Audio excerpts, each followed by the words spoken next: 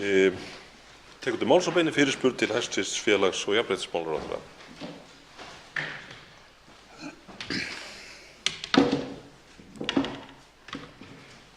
Virðulegur forseti, mig langar að beina fyrirspurn til félags- og jafnréttisráðherra krónu á móti krónu-skerðingu. Krónu á móti krónu-skerðing enn á borðum öryrkja.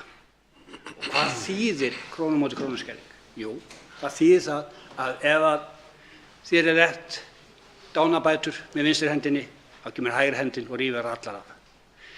Það þýðir ef þú fær einhvers staðar smá tekjur, þá það tekið af þér. Og hverjir lenda verst í þessu af öryrkjum? Jú, konur. Og það með ólíkindum að það skuli vera þannig í dag, og ég veit ekki hvort það sé einhver sýn hjá þeim sem setja þessum lög og gera ekkert í því, að þið sjáu fyrir sér að haltur leiði blindan í mataraðstoð. Og þetta að ske. Það verið að hjálpa blindu fólki til að fá mat, hjálparstofnunum. Það verið að hjálpa illa fötluðum einstaklingum að fá mat. Og hvað að ske þá? Jú, þá hækkar lyfjakostnaður, læknisþjónusta. Og það svarið? Að hækka allt og skila engu tilbaka. Og ef þetta var tilgangurinn með lögunum, þá langar mér að spyrja félagsráðherra, hvað ætlar hann að gera í þessu? Af því allir flokkar í ríkisstjórninni, allir flokkar hafa lofað því að taka krónu á móti krónu-skerðingu út. Og hvers vegna í ósköpunum hafa ekki gert það? Og ef þeir vantar hjálp við það, þá er ég viss það að í þessum þingsal munu allir styðja miðað við það sem þeir sögðu í kosningabaráttunni. Þannig að þetta á ekkert að vera neitt vandamál og þess vegna vill ég fá að vita hver er stefnan, hvenær á að gera þetta og getum við gert þetta strax. Og ég er viss það að við munum hjálpa honum til þess. Hæstv. Félags- og jafnréttismálaráðherra Ásmundur Einar Daðason tekur til máls og svarar óundirbúinni fyrirspurn. Virðulegur forseti, bætt kjör þeirra sem verst standa og þá sérstaklega örorkulífeyrisþega sem hv. þingmaður að koma hérna inn á, eru mikilvægt mál og ríkisstjórnin hefur það á stefnu sinni að endurskoða kjör þessara hópa samhliða því sem að endurskoðun almannatryggingakerfisins fer fram og jafnhliða því sem að við innleiðum nýtt starfsgetumat á þessu sviði og endurhæfingarkerfi. Og ég hef lagt mikla áherslu á það og fundað mjög reglulega með Öryrkjabandalagi Íslands, Þroskahjálp og fleiri aðilum sem að þessu koma.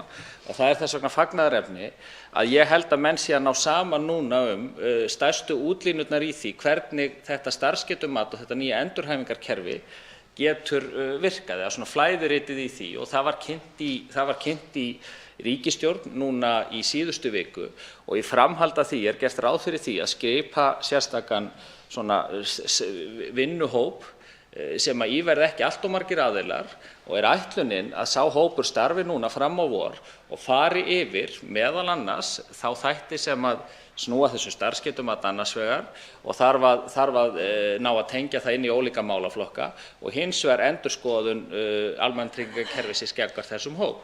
Þar inni verður að sjálfsögðu meðal annars rætt krónu á móti krónu skerðingin og núna verið að teikna upp tímarammann í þessu, hvaða þættir verða teknir fyrir, í hvaða viku, hvaða atriði það eru sem að við þurfum að ræða, stjórnvöld annars vegar og hagsmunaaðilar þessara hópa hins vegar og ég á von á því að núna bara í þessari viku komi inn ósk tilnefningu í þennan starfshóp þar sem að gert ráð fyrir því að 2 fulltrúar ríkisstjórnarmeirihlutans og 1 fulltrúi stjórnarandstöðu komi þarna inn ásamt aðilum vinnumarkaðar, ásamt Öryrkjabandalagi Íslands og ásamt Þroskahjálp.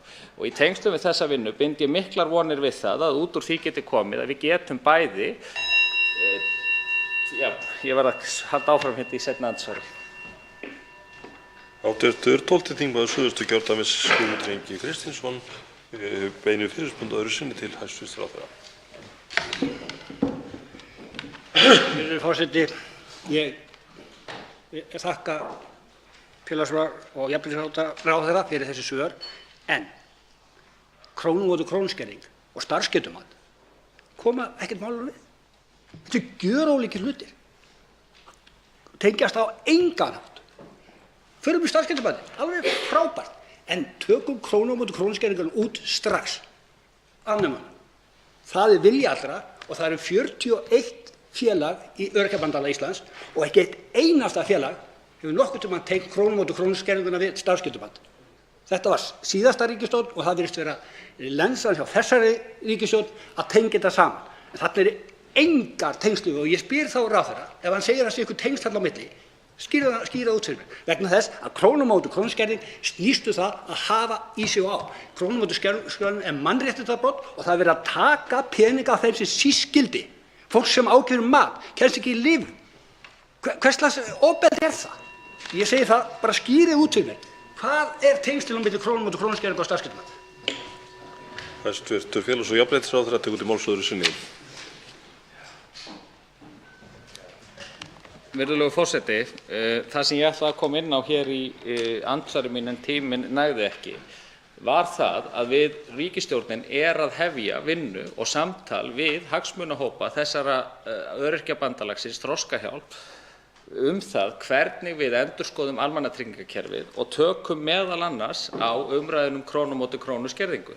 Inn í þeim tímaáætlun sem við erum að gefa okkur og ætlunin að verði næstu mánuði og ljúki vonandi í maímánuði þessa árs, meðal annars að taka umræðuna það hvernig